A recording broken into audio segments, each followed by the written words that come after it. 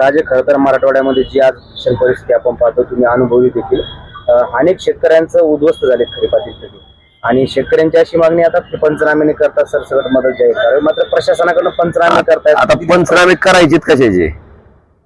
पंचनामे करायला लागल का काय तिथं? सगळंच गेले तिथं लागल का काय? म्हणजे पंचनामा कशाचा काहीतरी लागल ना तिथं नाहीच. काय तर कशाचा पंचनामा करता होता? सगळंच वाटलं झालंय पुरतं. बघ म्हणाव काय बघायचं असेल, अजून हाऊस असेल तर या फिरून अजून बघून घ्यायची असेल 10,000, त्याला काय जी आहे ती आहे वस्तुस्थिती. आणि ह्याच्यात आता सत्ताधारी विरोधक किंवा आम्ही काय केलं, तुम्ही काय केलं, आम्ही किती दिलत, तुम्ही किती दिलत, या दलिंदर राजकारणात जाण्यापेक्षा आज शेतकऱ्याला असं आहे की बाबा माझ्या पदरात काय पडतंय, आज माझं पीक वाहून गेले, आज माझी माती वाहून गेली, आज माझी विहीर बुजली, आज माझं सगळ्या घरातल्या संसारोपयोगी सामानाचा चिखल झालाय, बँका माझ्याकडे कर्ज फेडण्यासाठी नोटिसा टाकतायत, लेकरं मला फीस भरण्यासाठी पैसे मागतायत, जी शेती वाहून गेली ती नीट करायचा प्रश्न माझ्या पुढे आहे, मी जगायचं कसं हा प्रश्न त्या शेतकऱ्या पुढे आहे.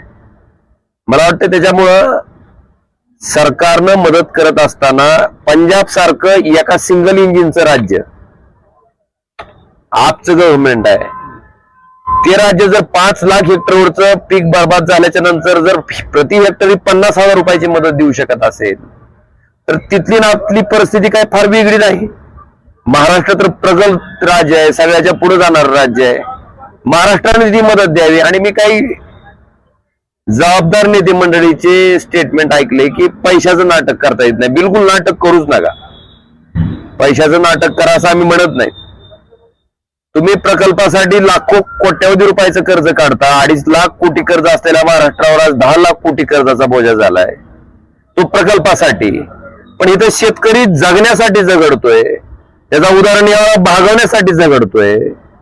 तर त्या शेतकऱ्याला जिवंत ठेवण्यासाठी जर अजून 2-4 कोटी रुपयाचं कर्ज काढलं तर काय बिघडणार नाही. 2-4 लाख कोटीचं कर्ज काढलं तर बिघडणार नाही. बिलकुल काढावं, मी समर्थन करेन त्याचं. आणि अशा पद्धतीचा निर्णय घेऊन पंजाब इतकी किमान हेक्टरी 50,000 रुपये इतकी तरी मदत सरकारनं तातडीनं करावी. आणि जे विधानसभेच्या पूर्वी तुम्ही आश्वासन दिलं होतं की आमचं सरकार तिथं बसलं की आम्ही शेतकऱ्याचा सातबारा करू कोरा, आणि सरकार आल्याच्या नंतर महाराष्ट्राच्या विधिमंडळाच्या इतिहासात एवढ्या प्रचंड बहुमताचं सरकार कधी आलेलं आपण बघितलं नाही. शेतकऱ्यांनी विश्वास ठेवून तुम्हाला मतं दिली. मग त्या शेतकऱ्यांना जेव्हा कर्जमाफीच्या बाबतीत आठवण करून दिलं त्यावेळेस मुख्यमंत्र्यांचं उत्तर होतं की आम्ही योग्य वेळेने योग्य पद्धतीनं आम्ही ती कर्जमाफी करू. तर सन्माननीय मुख्यमंत्री महोदय, ती योग्य वेळ आणि योग्य पद्धत ही आजचीच आहे.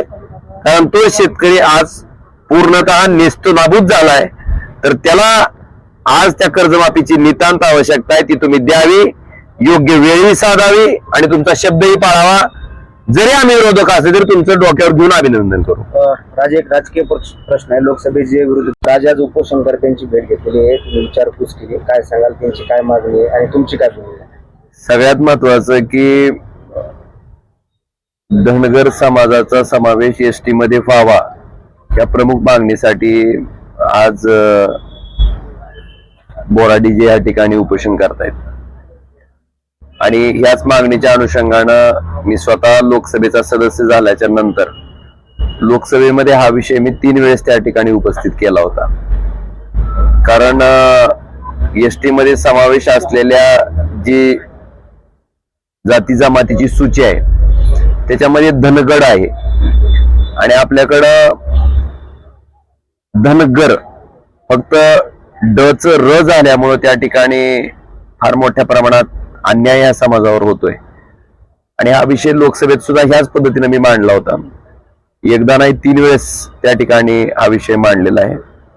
आणि आपण जर बघितलं असेल तर तुमच्या इथं दर्शनी भागातच बोर्ड आहे ज्याच्यात असं बोललं गेलं होतं की आमचं सरकार आल्याच्या नंतर पहिल्या कॅबिनेटला त्या ठिकाणी आम्ही ह्या समाजाचा जो काय तो निर्णय आम्ही घेऊ. तिथं समोरच दर्शनी भागावर आहे. आणि ती आज असं आहे की मीडियाच्या पुढे बोललेलं कुठं काही लपून राहत नाही, तुमच्याकडे रेकॉर्डेड राहत. ती काय कोण झाकू शकत नाही. ती काही वृत्तपत्रातली बातमी नाही की बाबा वृत्तपत्र सापडत नाही आपल्याला त्या दिवशीच, ती लाईव्ह रेकॉर्ड आहे. आणि त्यामुळं जो शब्द तुम्ही त्या ठिकाणी समाजाला दिला होता त्या समाजाच्या न्याय मागणीच्या उद्देशानं तातडीनं तो शब्द पूर्ण करावा. आणि एक प्रामाणिक नेतृत्व या समाजाला भेटलंय. आणि त्यांची मागणी, त्यांचा लढा हा काही स्वतःच्या वैयक्तिक मागणीसाठी नाहीच आहे की समाजासाठी त्यांचा लढा आहे, समाजाच्या मागणीसाठी त्यांचा लढा आहे. आणि ती मागणी न्याय आहे. तर सरकारनं आता फार वेळ न घालवता त्या ठिकाणी तातडीने निर्णय घ्यावा ही अपेक्षा आहे आणि आमचा पूर्ण पाठिंबा त्यांना आहे. राजकीय गोळी घालू अशा प्रकारची धमकी त्यांना देण्यात आली आहे प्रवक्त्याकडनं भाजपच्या. आता ह्या भाषेवर जर उतरले असतील तर भारतात ज्या लोकांनी इंग्रजाचं राज्य संपवून ही लोकशाही आणण्यासाठी स्वतःच्या प्राणाची आहुती दिली आणि त्याच्यामुळे आज ही लोकशाही आपण सगळेजण उपभोगतोय. डॉक्टर बाबासाहेब आंबेडकरांनी लिहिलेल्या संविधानाप्रमाणे हा देश चालतोय. आणि त्या संविधानाप्रमाणे चालणाऱ्या देशात जर अशा पद्धतीचं वक्तव्य कोण करत असेल तर मला वाटतं हे दुर्दैवी आहे. आणि समाजाच्या प्रत्येक घटकाने याची नोंद घ्यावी. आणि अशा पद्धतीचं वक्तव्य करण्याची मस्ती आणि सत्तेची नशा नेमकी कशामुळे आली, ती सत्तेची नशा आणि ती मस्ती निश्चित जनता लोकशाहीच्या मार्गाने आलेली सूज उतरवेल.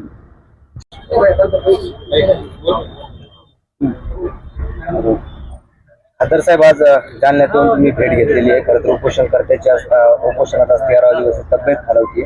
सरकार त्यांच्या मागण्यासाठी म्हणजे दखल तर घेते पण निर्णय देत नाही. सरकार दखल नाही घेते लवकर पण निर्णय घेत नाही, ही भूमी याची. पण हा विषय गांभीर्याचा आहे आणि हक्काचा आहे.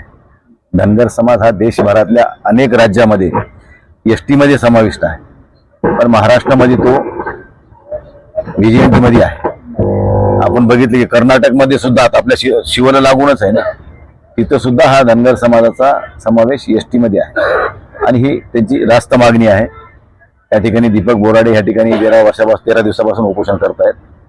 आणि सरकार ह्या ठिकाणी फक्त चर्चेवरून गुराळ चालू ठेवले. कुठेतरी हा विषय संपवा, कारण शेवटी कोणाला तरी तुम्हाला अंगावर घ्यावं लागेल, कोणाच्या तरी बाजूने भूमिका घ्यावी लागेल. कवर तुम्ही चमडी बचाव धोरण स्वीकारणार आहे. प्रत्येक वेळी तुम्ही गोल गोल गोल गोल गोल गोल आता किती दिवस करायचे.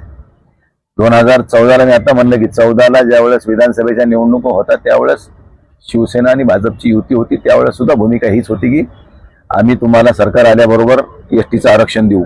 आणखीनही तो प्रश्न मार्गी लागत नाही, ही शोकांतिका आहे. त्यामुळे सरकारनं आता दीपक बोराडेचा जास्त अंत पाहू नये. शेवटी कोणाच्या जीवाशी खेळायचा प्रयत्न होऊ नये. शेवटी समाजाच्या हिताचा आणि त्यांची मागणी ही रास्त आहे, चुकीची नाही आहे. अशा वेळी सरकारनं आरक्षणाचा एक विषय संपुष्टात आणून सगळ्या समाजाला एक चांगलं दिशा देण्याचं काम करावं, एवढं मला या ठिकाणी या निमित्तानं सरकारला विचारायचं. मुख्यमंत्र्यांनी त्या दिवशी उपोषणकर्त्यांशी फोनवर संवाद साधला. त्यावेळी मुख्यमंत्री असं म्हणाले की हा आमच्या हातचा विषय नाही, राज्याच्या हातचा विषय नाही. केंद्र सरकारच्या हातचा आहे तर केंद्र सरकार तुमचंच आहे, राज्य सरकार तुमचंच आहे. तुम्ही तर निर्णय घ्या ना. केंद्र सरकारला काय द्यायला भाग पाडू आम्ही, काय करायचं नंतर विषय होईल. पण कमीत कमी राज्य सरकारनं तर निर्णय घ्यावा ना, हे तुम्हाला मान्य आहे ना. देवेंद्र फडणवीस मला वाटते कोर्टामध्ये त्यांनी याची दाखल केली होती या समाजाने की बाबा धनगड समाजाचा एकही माणूस या राज्यामध्ये नाहीये. मग एवढं तुम्हाला सगळं कळालंय, सगळं माहित आहे. आता तुम्ही राज्याचे प्रमुख आहात, तुम्ही भूमिका घेऊन मोकळ्या व्हा. केंद्र सरकारकडे प्रस्ताव पाठवा, केंद्राला भांडवा, आम्ही काय करायचं आम्ही ठरवू ना. तुम्ही कमीत कमी राज्याची भूमिका तर निभवा ना. राज्य सरकारने तात्काळ धनगर समाजाचा एसटी आरक्षणाचा समावेशाचा निर्णय घ्यावा आणि केंद्र सरकारकडे पाठवावा. केंद्र सरकार काय भूमिका घेते त्यावर कळलं, नंतर आम्ही काय करायचं बघू. आम्ही लोकसभेत आम्ही त्याला भांडू, आम्ही जिथे उभे राहू सगळे. पण राज्य सरकारच भूमिका घेत नसेल तर केंद्राला आम्ही काय म्हणून भांडायचे. राज्यानं प्रस्ताव पाठवावा, केंद्राला कसं नमवायचं आम्ही सगळे ठरवू खासदार.